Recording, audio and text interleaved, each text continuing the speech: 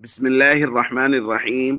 عن ابن عباس رضي الله تعالى عنهما قال: كان النبي صلى الله عليه وسلم إذا دخل على مريض يعوده قال: لا بأس طهور إن شاء الله. رواہ البخاری۔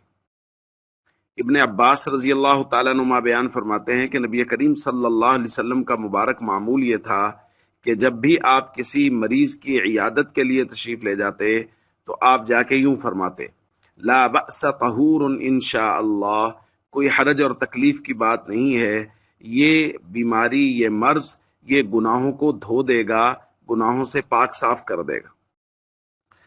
دوستو، عیادت مریض کے آداب کا بیان ہو رہا ہے۔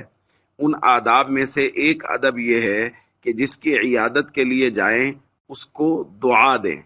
نبی کریم صلی اللہ علیہ وسلم سے مختلف دعائیں عیادت مریض کے وقت منقول ہیں۔ ایک روایت میں ہے کہ نبی کریم صلی اللہ علیہ وسلم جب بھی کسی مریض کے پاس جاتے تو اس کے جسم کے کسی بھی حصے پر ہاتھ رکھ کے، سر پہ ہاتھ رکھ کے یہ دعا پڑھتے: اذهب البأس رب الناس واشف انت الشافی لا شفاء الا شفاؤک شفاء لا یغادر سقما، کہ اے لوگوں کے رب، اس بیماری کو لے جائیے اور اس کو شفا دے دیجئے کہ آپ ہی شفا دینے والے ہیں، اور ایسی شفا دیجئے کہ اس کے بعد کوئی بیماری باقی نہ رہے۔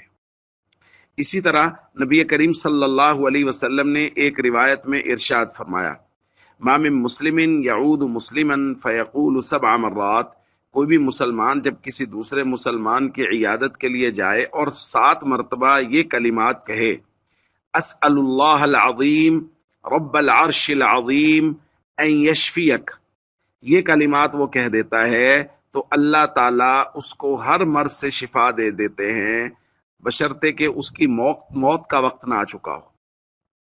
تو یہ دعائیں ہیں جو نبی کریم صلی اللہ علیہ وسلم سے منقول ہیں، کچھ مزید دعائیں بھی منقول ہیں۔ تو یہ 3 دعاؤں کا تذکرہ آج کیا گیا۔ تو جب بھی کسی کی عیادت کے لیے جائیں تو کوشش کریں تینوں دعا یاد کر لیں اور تینوں دعائیں پڑھ لیں، اور اگر نہ ہو سکے تو ایک دعا لازمی یاد کر لیں تاکہ عیادت کی سنت پر بھی عمل ہو، اور نبی کریم صلی اللہ علیہ وسلم نے جو مبارک دعا عیادت کے وقت تلقین کی ہے وہ دعا بھی ہم مریض کو دیں۔ السلام علیکم ورحمۃ اللہ وبرکاتہ۔